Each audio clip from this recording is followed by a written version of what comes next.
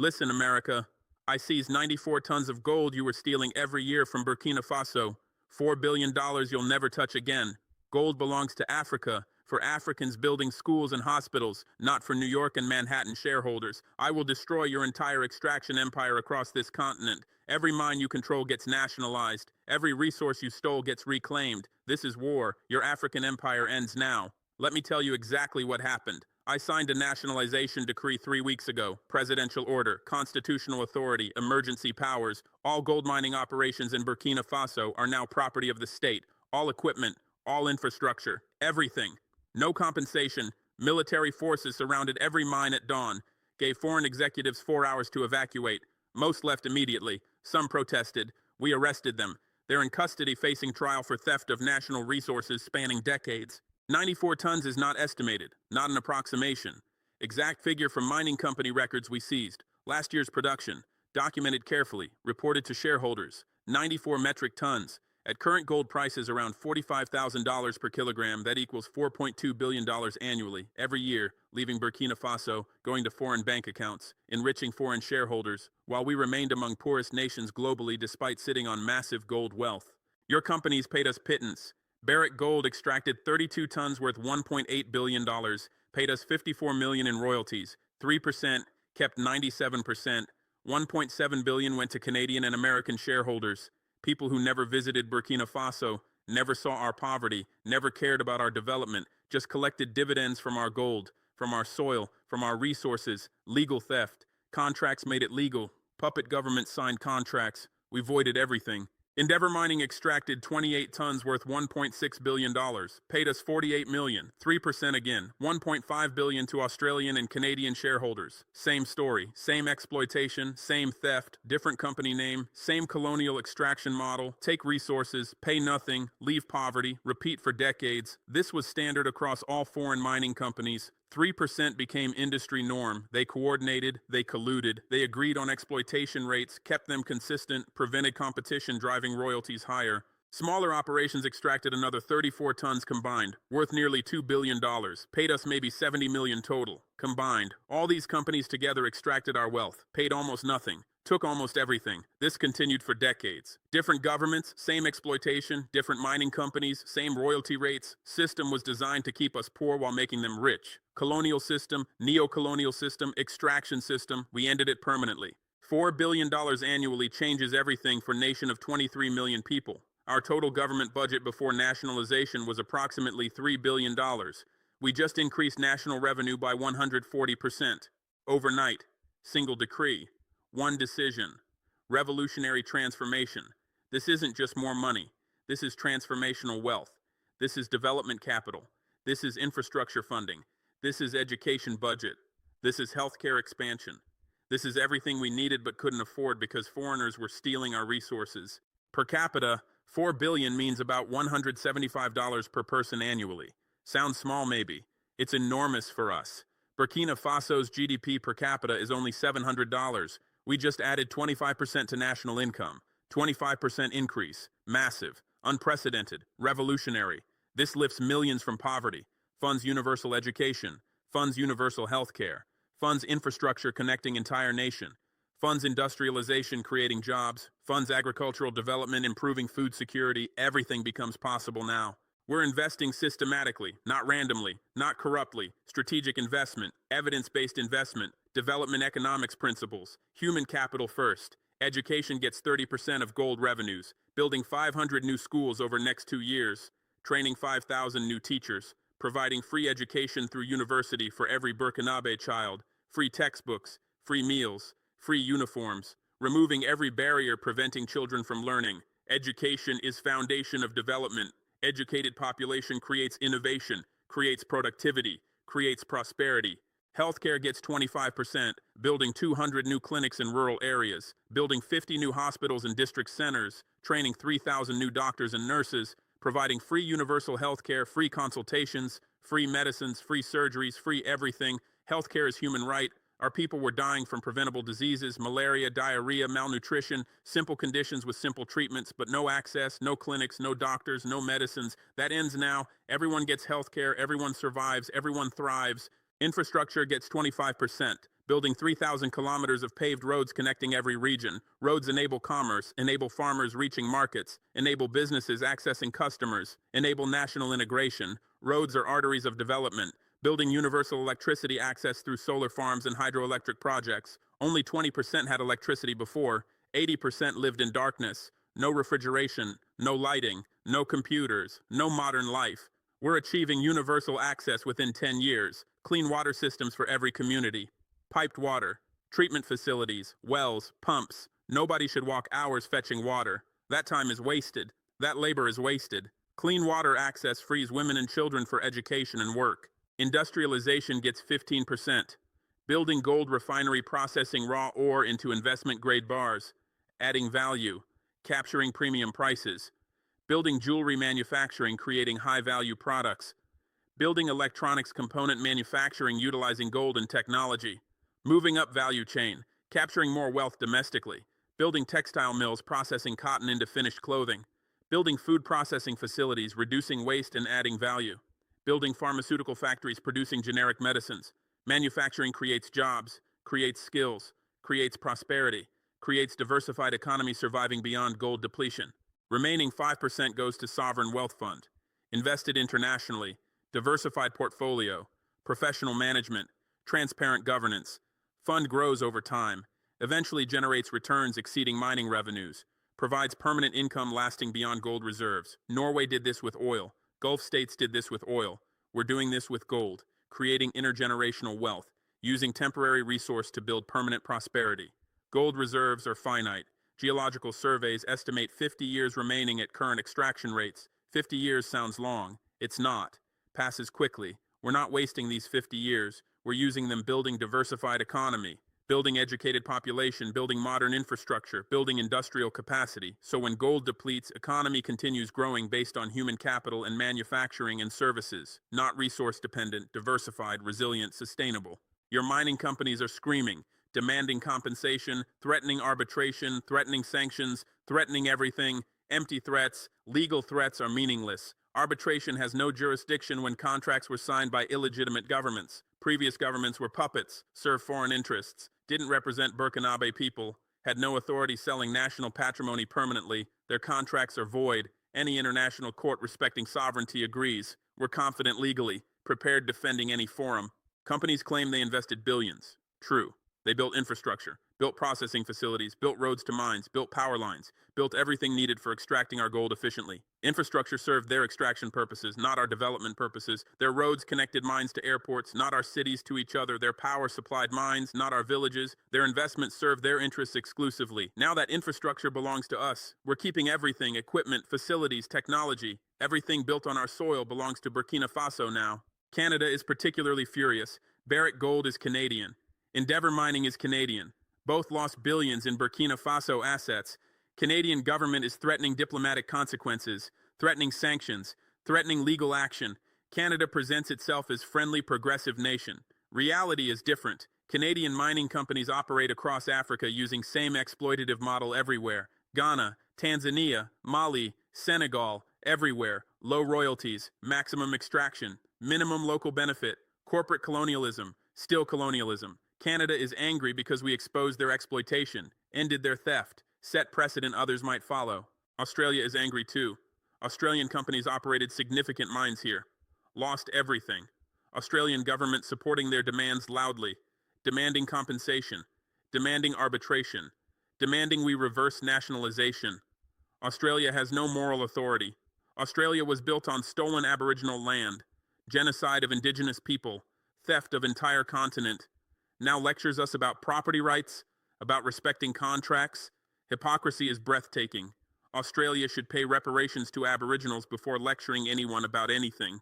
America is calculating losses. American shareholders own significant stakes in foreign mining companies operating here. Pension funds, investment funds, mutual funds, all lost money when we nationalized. American government is quietly supporting companies while publicly maintaining diplomatic relations. America wants stability, wants predictability, wants continued resource access. Our nationalization threatens all of that, creates precedent, creates instability from American perspective, creates risk for American investments across Africa. America is worried this spreads. It will spread. Mali is considering similar nationalization. Niger is considering it. Guinea is considering it. Chad is considering it.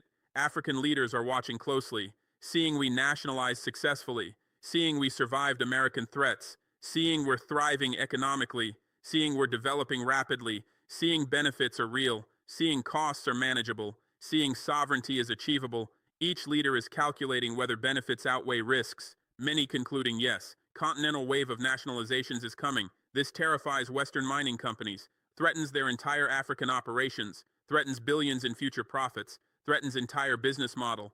This is biggest wealth transfer from West to Africa in modern history. 4 billion annually from our gold alone. If other African nations follow, total could reach hundreds of billions annually, more than all Western aid to Africa combined. Real wealth, permanent wealth, controlled by Africans, used for African development, not conditional aid, not loans creating debt, our wealth, from our resources. This transforms Africa's economic position fundamentally, creates development capital, creates sovereignty, creates independence. We're richest in Sahel now. Mali has gold but hasn't fully nationalized yet. Niger has uranium but France still controls partially. Chad has oil but foreign companies dominate. We have gold and full control. 4 billion annual revenues, highest resource revenues per capita in Sahel. We're using wisely, investing strategically, building systematically, creating model others can follow, creating development success others can replicate. Chinese partnership makes this possible. China offered fair partnership when Western companies refused negotiating. Chinese state mining company proposed joint venture, 50-50 ownership, 50-50 profit sharing, technology transfer included, training programs for Burkina Faso engineers, processing facilities built here. This is real partnership, benefits both sides. China gets reliable gold supply, we get fair revenues and technology and jobs. Win-win arrangement, not exploitation, partnership. Eventually we'll buy out Chinese stake too, achieve complete independence. But Chinese partnership helps transition from Western exploitation to full sovereignty. Russian partnership helps too. Russian mining companies offered similar terms: fair revenue sharing, technology transfer, local processing investment. Russia wants gold for reserves. We want development. Both benefit. Russia also provides security, military equipment, intelligence sharing, protection against Western coup attempts. Russian support makes nationalization sustainable by deterring Western intervention militarily. We're building gold reserves rapidly. Target is 100 tons within 5 years. Strong reserves back our currency. Provide economic security. Signal economic strength. Previous government held maybe 10 tons. Western economic advisors said reserves weren't necessary. Wrong. Reserves matter enormously for developing nations vulnerable to external shocks, currency speculation, trade disruptions, financial crises. Strong reserves provide buffer, provide confidence, provide stability. Gold-backed bonds launching soon. Government bonds backed by physical gold reserves, offering attractive returns, completely secure. Gold backing guarantees repayment. These bonds attract international investment from countries wanting alternatives to dollar assets. China might buy substantially, Russia too, Gulf states, Asian nations, anyone seeking diversification. Our bonds offer that, backed by real assets, not government promises, physical gold in our vaults, sound finance.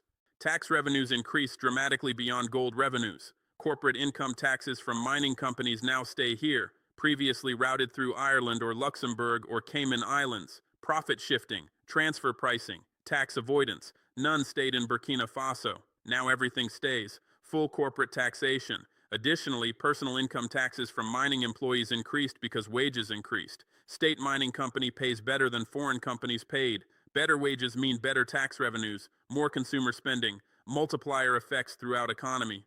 Real estate development is booming. Mining executives and technical staff need housing. Demand is driving construction, new apartments, new houses, new neighborhoods, construction jobs, architecture jobs, real estate jobs, entire sector growing. This development benefits everyone, raises housing standards citywide, creates employment, generates tax revenues, multiplies economic activity. Service sector expanding rapidly, restaurants, hotels, entertainment, shopping, all growing, serving mining sector employees with higher wages and more disposable income. Service jobs are good jobs, middle-class jobs, waiter, chef, hotel staff, retail worker, all earning decent wages now. Service sector is inclusive growth, benefits ordinary people, creates middle class, builds consumer economy. Education sector benefits, international schools opening, serving mining executives' children, but also enrolling Burkinabe students, raising educational standards generally, international curricula, advanced facilities, quality teachers, Competition improves all schools. Educational upgrade benefits entire generation, creates skilled workforce, creates innovation, creates prosperity. Healthcare sector benefits similarly. Private hospitals opening serving mining sector, bringing advanced equipment, bringing specialist doctors, raising healthcare standards for everyone. Private hospitals treat Burkinabe patients too. Train Burkinabe medical staff. Introduce advanced procedures. Healthcare upgrade saves lives, improves outcomes, benefits population, employment transformed. Thousands of mining jobs, good wages, benefits, safety standards, career advancement. Previously, mining companies employed Burkinabe in low-skill positions only, brought foreigners for technical roles, kept us dependent, prevented skill development. State mining company prioritizes Burkinabe hiring. All positions, including technical, including management. Training provided, technology transferred, capacity built. This is how development happens. This is empowerment. This is sovereignty. Youth unemployment was 50%. Hopeless, frustrated, vulnerable to extremism, to crime, to despair. Now opportunities exist. Mining jobs, construction jobs, manufacturing jobs, service jobs, government jobs administering gold revenues. Youth have hope now, have futures, have reasons staying in Burkina Faso. Brain drain is reversing. Talented youth aren't migrating to Europe, staying home, building nation, contributing to development. This is demographic dividend. This is youth empowerment. Women's employment increased significantly. Mining administration, government service delivery, healthcare, education, professional roles. Previous economy offered women mainly agricultural labor, informal trading, domestic work, low pay, no benefits, no advancement. Now professional roles exist, equal pay, career paths, women's economic empowerment, gender equality, women's income improves family welfare disproportionately, children's education, nutrition, healthcare, women's employment is development multiplier, environmental rehabilitation is priority. Previous mining caused severe damage, deforestation, water pollution, soil contamination, toxic waste, displaced communities. Companies caused damage, left without cleaning up. We're holding them accountable, demanding cleanup costs, pursuing legal action internationally. Environmental law holds companies responsible regardless of host country regulations. We're filing cases, building coalitions with other affected nations. Collective action creates pressure. Meanwhile, we're rehabilitating damage ourselves using gold revenues, replanting forests, treating contaminated water, remediating soil, relocating communities from toxic sites, building new villages with complete infrastructure, schools, clinics, water, electricity, housing. Communities near mines receive priority for employment and development projects. Benefit sharing is mandatory. Communities where resources are extracted must benefit. Previous model extracted wealth and left poverty. New model shares benefits ensuring communities prosper. Future mining follows strict environmental standards. State company must comply, no exemptions. Sustainable practices, minimizing damage, rehabilitating sites after depletion. Environmental protection and resource extraction can coexist with proper regulation and proper enforcement. We're proving that. Responsible mining, beneficial mining, sustainable mining.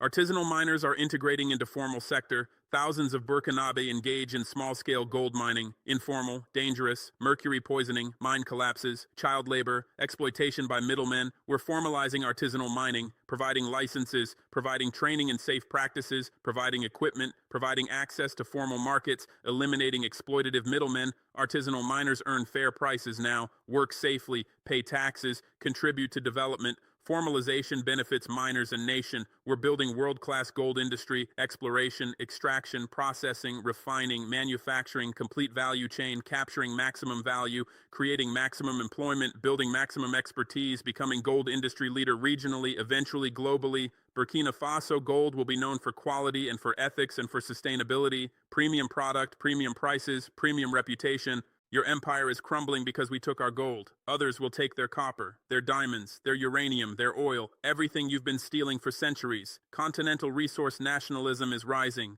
Pan-African economic sovereignty is coming. Your extraction model is dying. Your exploitation system is ending. Your neo-colonial order is collapsing. This is what independence looks like. This is what sovereignty means. This is what justice requires. You can impose sanctions. You can threaten intervention. You can freeze assets abroad. You can block international transactions. You can do everything you want. We're not backing down. We're not reversing nationalization. We're not compensating thieves. Gold stays here. Revenues stay here. Development happens here. You had your chance for partnership. You chose exploitation. You chose theft. You chose greed. Now you lose everything. Now we gain everything. Now justice is served.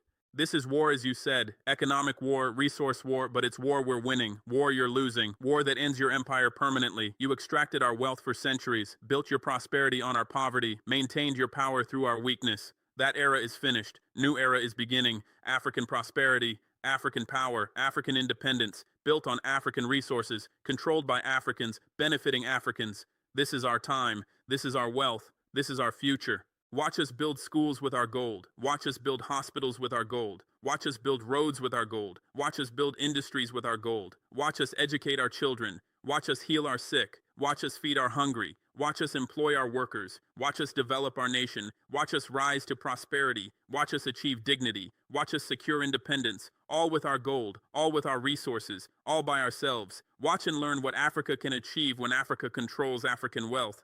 Watch your empire crumble while our nation rises. Watch history turn against exploitation and toward justice. Watch transformation happen before your eyes.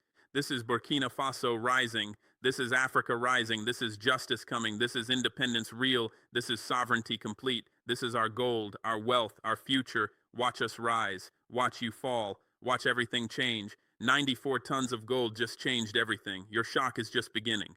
Your losses are just starting. Your empire is just ending. Our victory is just beginning. Our prosperity is just starting. Our future is just opening. This is what revolution looks like. This is what independence means. This is what Africa becomes when Africa is free. Watch carefully. Learn well. Your time is finished. Our time is now. Gold changed everything. Everything changes now. Africa rises now. Watch. Continental implications are staggering beyond imagination when considering that Burkina Faso represents only one small African nation among 54 countries and that gold represents only one resource among dozens that foreign corporations currently extract across Africa at exploitative rates similar to what we endured for decades. If every African nation nationalized resources currently controlled by foreign companies, if every government asserted sovereignty over natural wealth currently flowing to Western shareholders, if every leader prioritized national development over foreign corporate profits, total wealth transfer would reach hundreds of billions of dollars annually, representing largest economic redistribution in human history and fundamentally altering global power balance away from Western economic dominance toward genuine multipolar world where developing nations control their own resources and determine their own development strategies.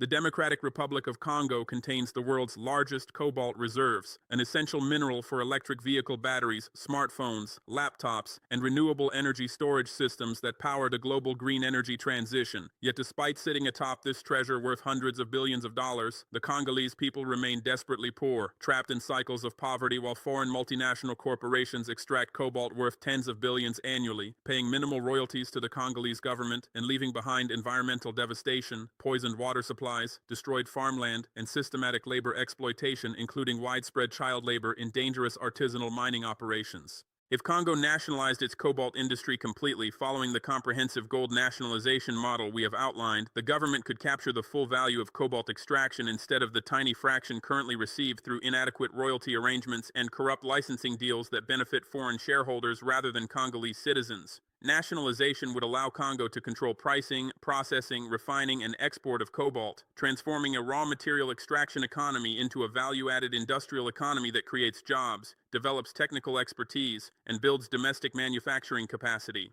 The resulting government revenues would increase sufficiently to transform the entire nation through massive infrastructure investment building roads, ports, railways, and electrical grids that currently barely exist outside major cities. Education expansion could provide universal schooling and vocational training, creating skilled workforce capable of operating advanced industries. Healthcare universalization would address catastrophic maternal mortality rates, childhood diseases, and HIV/AIDS epidemic that currently devastate Congolese communities. Industrial development using cobalt revenues as capital would diversify the economy beyond resource extraction, creating sustainable prosperity independent of commodity price fluctuations. Congolese cobalt should fund Congolese prosperity, Congolese development, and Congolese futures, not subsidize the Western green energy transition built literally on Congolese poverty, Congolese child labor crawling through collapsed mine tunnels, and Congolese environmental destruction that poisons rivers and soil for generations. Resource sovereignty means Congolese resources serving Congolese people first, transforming national wealth into national development rather than foreign profits extracted through neo-colonial economic arrangements that perpetuate dependency and underdevelopment. Nigeria possesses massive oil reserves that produced wealth for decades, yet most Nigerians live in poverty because oil revenues were stolen by corrupt leaders and by foreign oil companies using transfer pricing and profit shifting and complex corporate structures hiding true profits and avoiding fair taxation. If Nigeria truly nationalized oil sector beyond nominal state participation that exists currently, if Nigeria captured full value from oil production instead of allowing foreign companies and corrupt officials stealing majority, Nigerian government revenues would fund comprehensive development, transforming Africa's most populous nation into continental economic powerhouse with infrastructure and education and healthcare and manufacturing capacity matching Nigeria's population and potential. South Africa contains enormous mineral wealth, including gold and platinum and diamonds and rare earth elements, yet wealth inequality remains world's highest because mining sector remains largely controlled by foreign corporations and by white South African capital that excludes black majority from meaningful ownership and from fair benefit sharing. If South Africa truly nationalized mining sector redistributing ownership and profits to previously excluded black majority, South African economy would transform from unequal extractive economy benefiting small elite toward inclusive development economy, benefiting entire population through employment creation and skills development and infrastructure investment in historically neglected areas. Zambia's copper represents vast wealth extracted for decades by foreign mining companies while Zambian people remained poor, and Zambian infrastructure remained underdeveloped because royalty rates were deliberately kept low through corrupt negotiations between foreign companies and Zambian officials who personally benefited from low rates while national interests were sacrificed. If Zambia nationalized copper mining, completely capturing full value, Zambian government revenues would multiply, enabling transformation from copper-dependent economy toward diversified economy with manufacturing and agriculture and services built on foundation of copper wealth invested wisely in human capital and physical infrastructure. Tanzania's gold production enriches foreign mining companies while contributing minimally to Tanzanian development because royalty rates are low and because companies avoid taxation through offshore profit shifting and because environmental costs are externalized onto Tanzanian communities surrounding mines. If Tanzania followed our nationalization model taking complete control of gold sector, Tanzanian development would accelerate dramatically through increased government revenues funding education and healthcare and infrastructure while environmental rehabilitation would become priority rather than ignored externality. Pattern repeats across Africa where every resource-rich nation suffers poverty despite wealth because foreign extraction leaves minimal local benefit while maximum wealth flows to foreign shareholders and foreign governments and corrupt local elites who collaborate in exploitation. Uranium in Niger enriching France while Nigerian people lack electricity. Oil in Gabon enriching foreign companies while Gabonese infrastructure crumbles. Diamonds in Botswana providing somewhat better example of resource management but still with foreign companies capturing excessive share. Bauxite in Guinea, manganese in Gabon and South Africa, iron ore in Mauritania, natural gas in Mozambique, everywhere resources, everywhere poverty, everywhere foreign exploitation. Continental resource nationalism following our model would end this exploitation permanently by asserting African sovereignty over African resources, and by capturing fair value for African development, and by building African capacity to manage resources independently without foreign expertise that maintains dependency. This terrifies Western corporations and Western governments because their prosperity depends substantially on cheap African resources and because losing privileged access would increase costs for Western industries and reduce profits for Western shareholders and eliminate strategic advantages that Western economies enjoy over competitors. Western panic is evident in diplomatic responses and in media coverage and in corporate statements following our nationalization. Emergency meetings happened in mining companies discussing implications. Strategy sessions happened in foreign ministries calculating responses. Media attacks intensified, portraying me as radical dictator destroying investment climate and damaging Burkina Faso's development prospects through irresponsible nationalization. Narrative is predictable. Narrative is propaganda. Narrative is lies. Reality is opposite. Nationalization creates development opportunities. Nationalization captures wealth for national benefit. Nationalization is sovereignty in action. Western economic model requires cheap African resources maintaining Western prosperity while keeping Africa underdeveloped and dependent. This model is neo-colonialism. This model is exploitation. This model is ending. Our nationalization demonstrates alternative is possible. Alternative is viable. Alternative is superior for African development, even if inferior for Western profit extraction. Other African leaders are learning this lesson. Other African populations are demanding similar action. Continental consciousness is rising around resource sovereignty. China's role is crucial in enabling African resource nationalism because China provides alternative market and alternative investment and alternative partnership that breaks Western monopoly that previously forced African nations accepting Western terms, regardless of how exploitative those terms were. China's demand for resources is enormous and growing as Chinese economy continues developing, and as Chinese industries require raw materials, and as Chinese strategic reserves require accumulation. China's willingness to pay fair prices and to accept African ownership and to support African processing and to transfer technology creates genuine alternative to Western exploitation model. Chinese partnership is not perfect.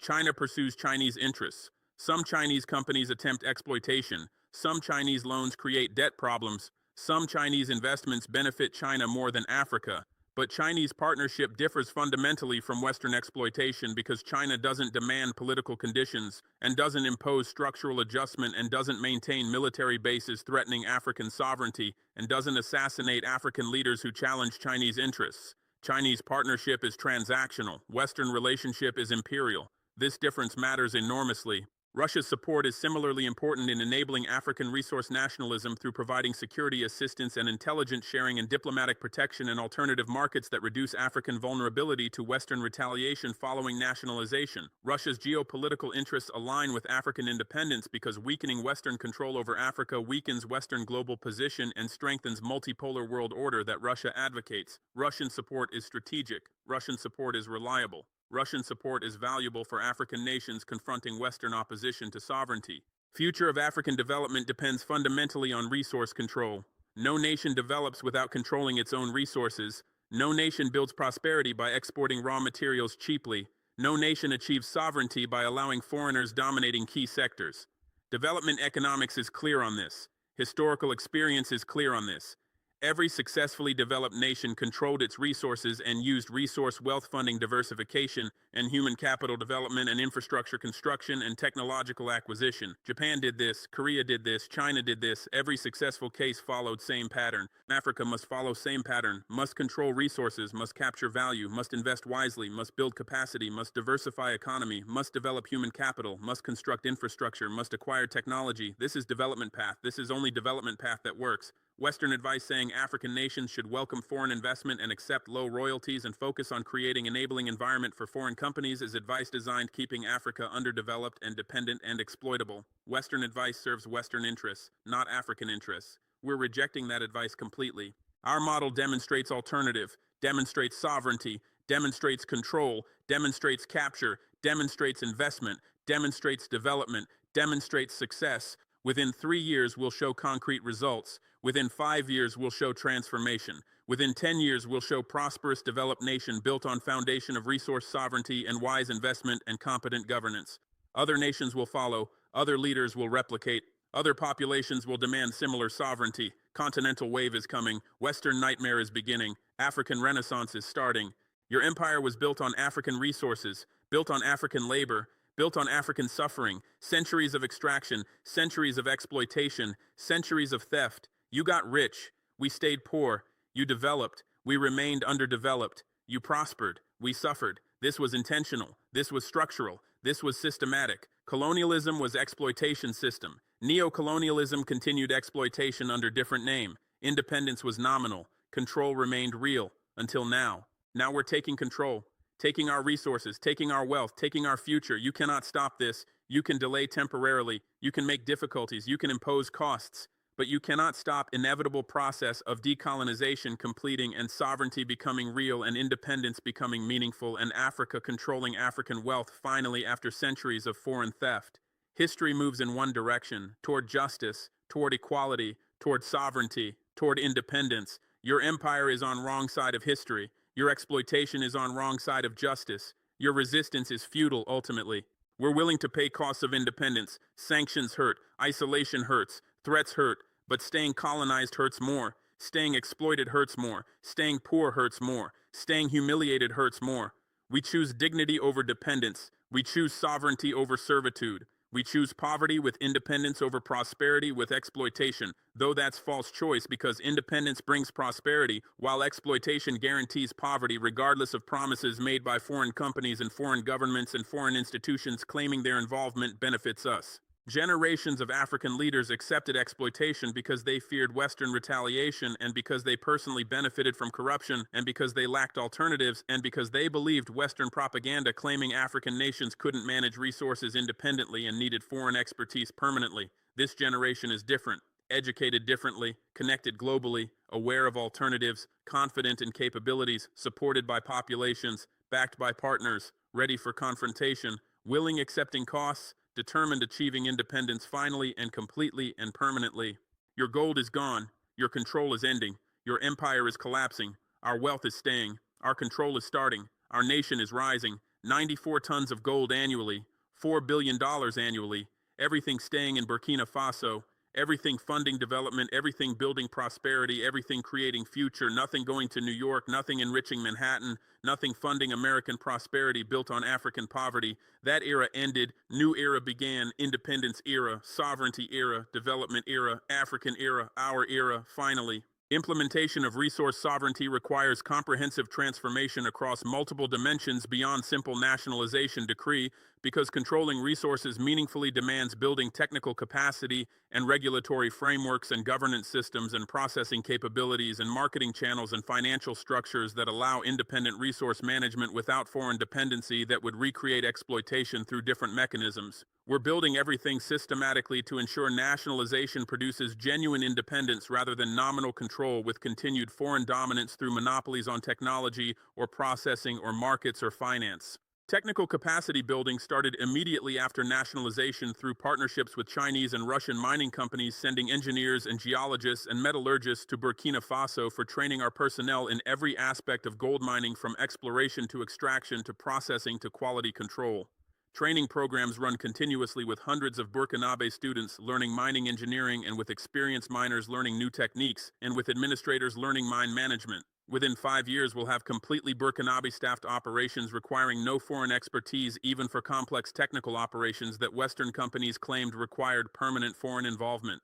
Regulatory framework development happened simultaneously with creating Ministry of Mines with enhanced powers and with establishing technical standards for mining operations and with implementing environmental regulations that previous governments ignored because foreign companies bribed regulators and with creating transparent licensing system that eliminates corruption in permit allocation and with establishing monitoring systems that ensure compliance through regular inspections and satellite surveillance and community reporting mechanisms. Strong regulation ensures that state mining company operates responsibly and efficiently and sustainably, unlike foreign companies that maximize short-term extraction while ignoring long-term consequences. Governance systems were reformed comprehensively to ensure gold revenues are tracked transparently and allocated according to national priorities and spent efficiently and monitored effectively and audited independently, preventing corruption that destroyed resource-rich nations like Nigeria and Angola and Equatorial Guinea, where oil wealth enriched tiny elites while populations remained poor.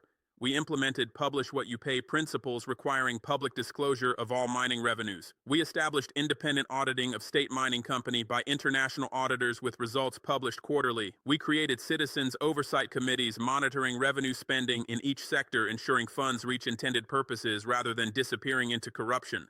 Processing capability development is critical priority because exporting raw ore rather than processed gold means losing value and remaining dependent on foreign processing facilities and accepting prices determined by foreign processors who profit from processing margins. We're building complete processing capacity in Burkina Faso with Chinese company constructing gold refinery, producing investment grade bars, meeting international standards that command premium prices, and with training facility teaching Burkinabe workers refining techniques, and with quality control laboratory ensuring output meets specifications, and with secure storage facility holding processed gold before sale. Marketing channels required developing because Western companies controlled gold markets and could manipulate prices and delay payments and impose unfavorable terms on sellers lacking alternatives.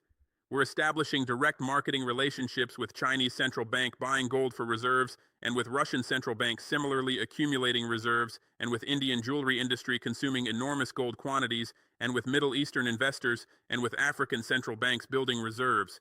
Multiple buyers competing creates favorable pricing and eliminates dependency on Western markets. Financial structures needed creating because managing billions in gold revenues requires sophisticated financial management and investment capacity and banking relationships and currency exchange capabilities.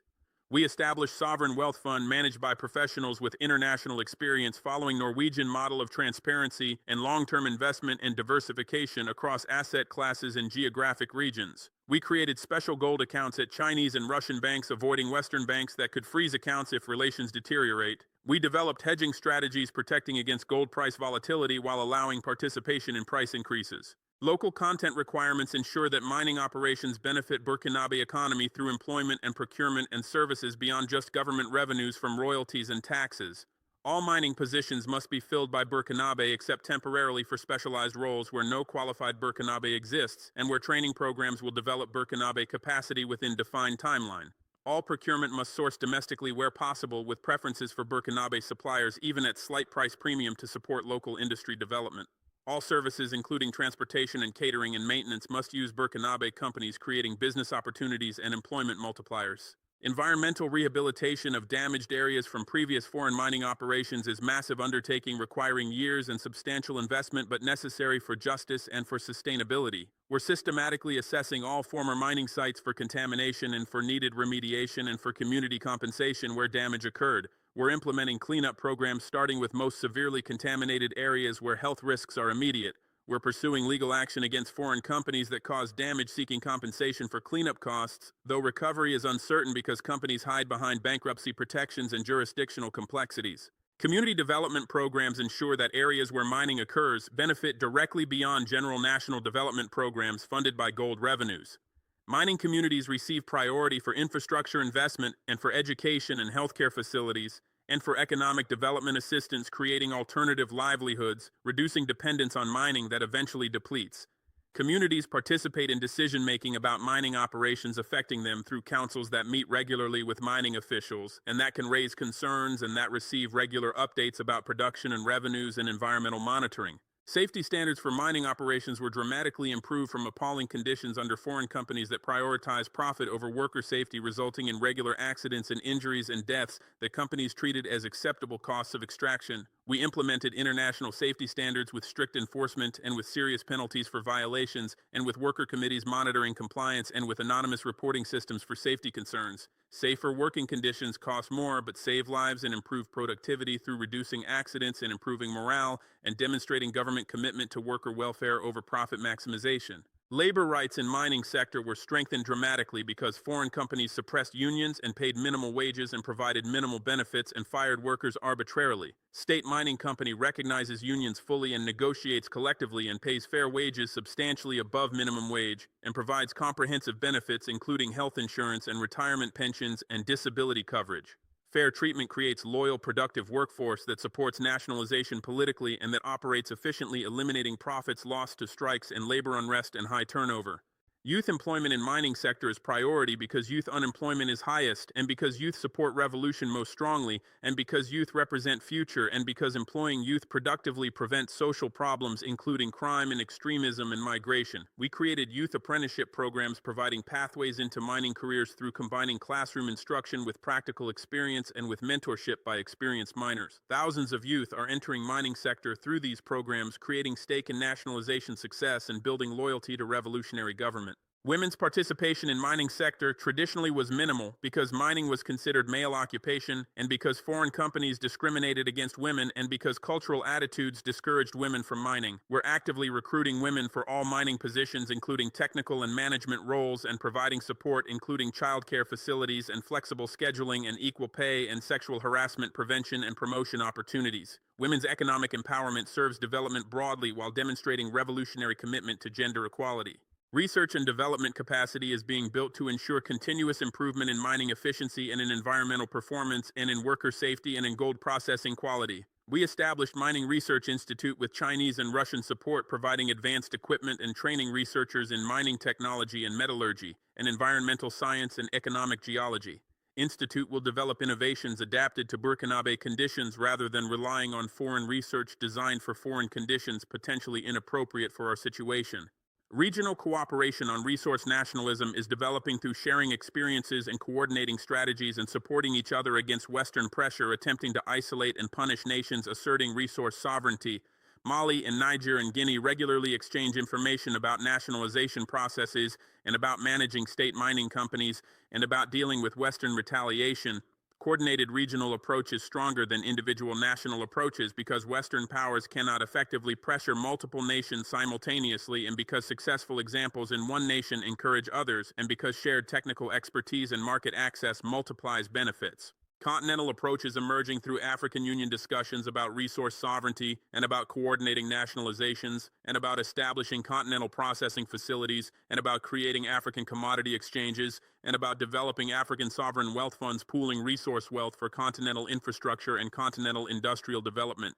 Pan-African approach to resource nationalism could transform entire continent through scale economies and through political solidarity and through market power that individual nations lack. Vision is ambitious. Realization will take decades. Movement is starting now. Our nationalization is catalyst. Western mining companies are adapting strategies attempting to prevent further nationalizations through offering higher royalties, and through accepting joint ventures rather than full foreign ownership, and through investing more visibly in local communities creating political constituencies opposing nationalization. This adaptation proves our nationalization succeeded in changing power dynamics and enforcing companies recognizing they must offer better terms or lose access to African resources completely. We welcome improved terms for nations not yet ready for full nationalization, while maintaining that ultimate goal must be complete sovereignty achieved either immediately or progressively over time. International solidarity from progressive movements worldwide supports African resource nationalism despite opposition from Western governments and corporations, because progressive movements understand that global justice requires ending resource exploitation, and that African poverty results substantially from resource theft, and that African development depends on Africans controlling African wealth. Labor unions in Western countries increasingly support African resource sovereignty despite short-term impacts on Western mining companies, because union members understand international solidarity and understand that global race to bottom in wages and standards results from corporations playing nations against each other, threatening relocation if workers demand fair treatment. Religious organizations in Africa and globally support resource nationalism on moral grounds that transcend political ideology, because religious teachings across all major traditions emphasize justice as fundamental principle, emphasize stewardship of natural resources for collective benefit rather than individual enrichment, emphasize community welfare over corporate profit, and condemn exploitation of vulnerable populations, condemn greed as moral failing, and condemn injustice as violation of divine order, whether understood through Islamic, Christian, traditional African, or other religious frameworks. Religious leaders across denominations and across geographic regions issue formal statements supporting our nationalization specifically and supporting resource sovereignty generally, and criticizing foreign exploitation systematically, because they recognize that centuries of resource theft constitute profound moral wrong, requiring correction regardless of legal technicalities and contract provisions that colonial and neo-colonial arrangements created. Religious moral authority matters enormously in African societies where religious identity and religious practice remain strong, unlike secularized Western societies, and religious authority creates substantial political pressure on African leaders to prioritize national interests over foreign corporate interests and over personal enrichment through corruption, because leaders who defy religious moral authority risk losing popular legitimacy that religious endorsement provides. Islamic scholars throughout Muslim-majority African nations, including Burkina Faso and Mali and Niger and Senegal and Guinea, issue fatwas and religious opinions supporting resource nationalism based on Islamic principles of justice and equitable distribution of wealth and prohibition of exploitation and requirement that natural resources benefit entire Muslim community rather than enriching small elite, whether foreign or domestic. Christian churches across denominations, including Catholic and Protestant and Orthodox and African independent churches, similarly support resource sovereignty through pastoral letters and through sermons and through social teaching documents citing biblical principles of justice for poor and prophetic condemnation of exploitation and stewardship responsibility, and preferential option for marginalized that liberation theology emphasizes. Traditional African religious leaders support resource nationalism because traditional African cosmologies understand land and resources as communal inheritance from ancestors that current generation holds in trust for future generations, rather than as commodities for sale to highest bidder, creating religious obligation to protect resources from foreign exploitation and ensure benefits flow to African communities perpetually. Academic research increasingly documents resource exploitation in Africa with precision and with rigor that transforms political debates from ideological assertions into empirical discussions based on quantifiable evidence accumulated through decades of scholarly investigation. Economists calculate wealth extraction over colonial and post-colonial periods, showing that Africa transferred trillions of dollars to Western economies through underpriced resource exports and through profit repatriation and through debt service and through capital flight and through transfer pricing and through various mechanisms that systematically enriched West while impoverishing Africa, despite Africa possessing greater natural wealth than most Western nations. Political scientists demonstrate causal relationships between foreign resource control and African underdevelopment by comparing resource-rich nations with high foreign ownership showing poor development outcomes against resource-poor nations, or nations with greater domestic control showing better development despite fewer resources. Isolating foreign ownership as key variable explaining differential outcomes. Sociologists document social disruption that resource extraction causes in African communities, including displacement and environmental degradation and social inequality and cultural destruction and health impacts that companies externalize onto communities while capturing profits privately. Research provides intellectual foundation for resource nationalism by showing exploitation is real phenomenon with measurable consequences, showing exploitation is quantifiable through rigorous economic analysis, calculating extraction rates and profit margins and revenue flows, showing exploitation is systematic rather than occasional, occurring across countries and across resources and across time periods, indicating structural problem requiring structural solution rather than isolated instances requiring case-by-case negotiation. Academic legitimacy matters for policy debates internationally where Western governments and corporations attempt dismissing resource nationalism as irrational populism or as economic ignorance, and matters domestically where educated African populations, including university students and professionals and civil servants, demand evidence-based policy rather than ideological assertions serving corporate interests or serving corrupt leaders' personal interests, creating informed constituencies supporting resource sovereignty based on understanding empirical evidence rather than emotional appeals alone. Media coverage in non-Western outlets provides alternative narratives to Western propaganda that portrays nationalizations as irrational destruction of investment climate by irresponsible African dictators who lack economic understanding and who damage their nations through seizing foreign property, violating international law, and deterring future investment essential for development. Chinese media, including CGTN and Xinhua and People's Daily, present our actions as legitimate sovereignty assertions that any nation possesses right to exercise and as rational development policies based on sound economics and extensive international precedent from successfully developed nations that controlled resources during development phases. Russian media, including RT and Sputnik, similarly frame resource nationalism as justified responses to decades of exploitation that international law should address through reparations rather than through protecting corporate property rights established through colonial violence and through corrupt agreements with illegitimate governments. Al Jazeera provides extensive coverage from Arab and Muslim perspectives, sympathetic to African independence and critical of Western imperialism, based on shared experiences of colonialism and shared religious values, emphasizing justice. Latin American media, including Telesur, present African resource nationalism as parallel to Latin American experiences nationalizing resources and confronting American imperialism and establishing sovereignty over natural wealth, creating solidarity between African and Latin American movements based on common struggles against common enemies. African media across continent provide most extensive and most sympathetic coverage because African journalists and African audiences understand exploitation directly through lived experience and through family histories and through continued observation of foreign companies operating across Africa, creating natural constituencies supporting resource sovereignty based on shared continental identity and shared interest in African development. Alternative media create space for African voices explaining African perspectives directly without filtering through Western editorial decisions that prioritize Western corporate interests and Western geopolitical interests over accurate reporting and over African agency, allowing African leaders and African intellectuals and African activists to articulate rationales for policies in own words, reaching global audiences increasingly skeptical of Western mainstream media after decades of propaganda supporting wars and supporting exploitative economic policies and supporting authoritarian regimes when convenient for Western interests. Social media enables direct communication between African governments and global audiences without any media gatekeepers filtering messages or selecting quotes or framing narratives to serve corporate interests and geopolitical interests. We use social media extensively through official government accounts and through allied influencers and through grassroots supporters explaining nationalization rationale with detailed evidence and documenting development progress through photographs and videos and statistics showing new schools and new hospitals and new roads and improved services, and countering Western propaganda immediately when false claims circulate, responding with facts and evidence and alternative perspectives, and mobilizing support internationally through appealing to global justice movements and anti-imperialist movements and Pan-African diaspora, creating worldwide solidarity networks supporting African resource sovereignty.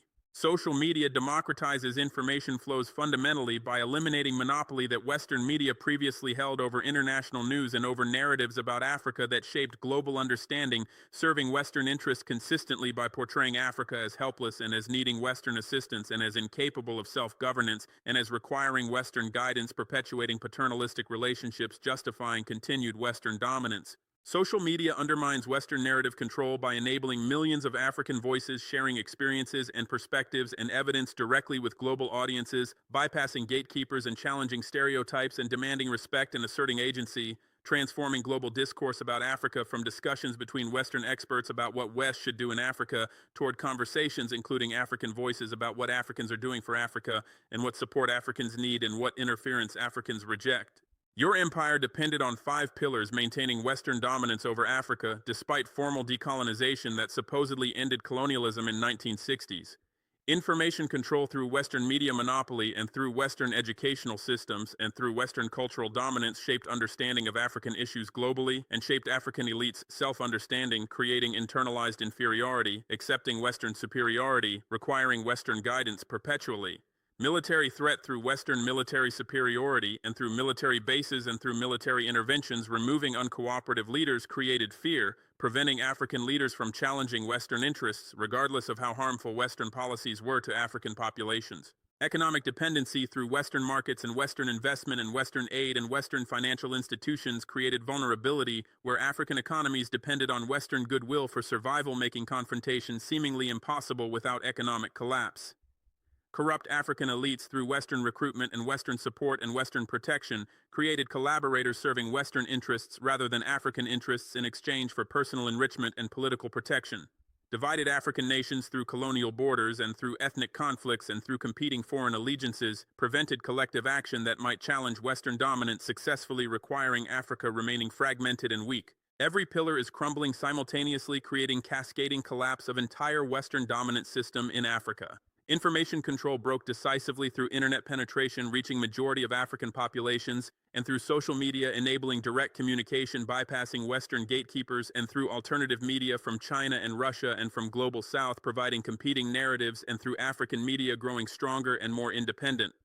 Military threat diminished substantially through Chinese security guarantees providing protection against Western intervention, and through Russian military support providing weapons and training and intelligence, and through African defense cooperation creating collective security through mutual defense treaties, and through American military overstretch globally fighting multiple conflicts simultaneously reducing capacity for additional African interventions. Economic dependency reduced dramatically through Chinese alternative markets purchasing African exports without political conditions, and through Chinese alternative investment funding infrastructure without structural adjustment, and through continental integration creating larger African markets, reducing dependence on Western markets, and through resource nationalism capturing wealth domestically rather than allowing wealth extraction financing development internally.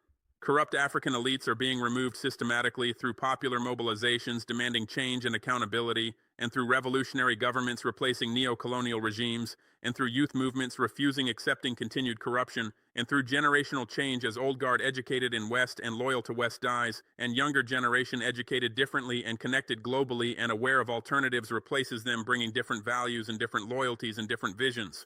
Divided African nations are uniting progressively through shared experiences of Western exploitation creating common grievances, and through coordinated responses to Western pressure, including sanctions and interventions creating practical necessity for solidarity, and through Pan-African consciousness rising among youth who identify as African beyond national and ethnic identities, embracing continental unity as political project and as cultural identity and as strategic necessity. Foundation of Western Empire in Africa is collapsing structurally and irreversibly because all 5 pillars supporting dominance are failing simultaneously, creating systemic crisis that Western powers cannot manage through usual mechanisms of pressure and bribery and intervention because mechanisms depend on pillars that no longer function effectively. Superstructure of Western dominance, including political influence and economic control and cultural hegemony, follows foundation inevitably because superstructure rests on foundation and cannot survive foundation collapse regardless of desperate efforts to maintain appearance of continued dominance through rhetoric and threats. Your dominance is ending as historical fact and as irreversible trend, regardless of resistance and regardless of temporary successes slowing process, because underlying conditions no longer support continued Western dominance when Africans reject domination and when alternatives exist and when global power shifts toward multipolarity. Our independence is coming as inevitable result of these structural changes, making independence achievable now after decades when independence seemed impossible because conditions were unfavorable and because resistance seemed futile. Irreversible historical process is unfolding that transforms Africa from Western subordination toward genuine sovereignty and transforms global order from Western dominance toward multipolar system where multiple power centers coexist and where developing nations exercise agency rather than accepting perpetual subordination, delayed too long because decolonization should have brought real independence in 1960s, but brought only nominal independence with continued Western control persisting for additional 60 years, causing immeasurable suffering and lost development opportunities. Arriving now finally because conditions aligned and because African consciousness evolved and because alternatives emerged and because resistance became possible and because determination solidified, making this generation the generation that completes decolonization that previous generations began but could not finish. 94 tons of gold is beginning of larger transformation, starting with our nationalization but extending toward continental resource sovereignty. Continental resource sovereignty is continuing through other nations following our example and asserting control over resources. African Renaissance is accelerating as resource wealth funds development and as sovereignty enables independent policies and as unity creates collective strength. New era is dawning, characterized by African independence and African prosperity and African dignity after centuries of subordination and exploitation and humiliation. Watch carefully because changes are happening rapidly and fundamentally altering African position globally. Learn quickly because old assumptions no longer apply and old policies no longer work and old relationships no longer function, requiring new approaches based on respect rather than domination. Adapt or perish because refusing adaptation means being swept aside by historical forces that cannot be stopped or reversed through resistance. Your choice individually and collectively whether to accept changing reality and negotiate new relationships based on equality or to resist futilely and lose everything including access and influence and relevance. Our future is certain regardless of your choices because we control our resources now and we have alternatives to Western partnership and we have determination to maintain sovereignty and we have popular support sustaining governments that defend sovereignty. We're taking our wealth permanently and irreversibly. We're building our prosperity systematically and comprehensively. We're securing our independence militarily and economically and politically. We're achieving our dignity culturally and psychologically and historically, finally after centuries of waiting, completely across all dimensions of sovereignty, permanently through building institutions and consciousness preventing reversal. Africa rises as historical inevitability. Your empire falls as historical necessity. History turns toward justice. Justice comes for Africa finally. Watch transformation happen. Watch Africa rise. Watch empire fall. Watch history vindicate our struggle. Watch justice served.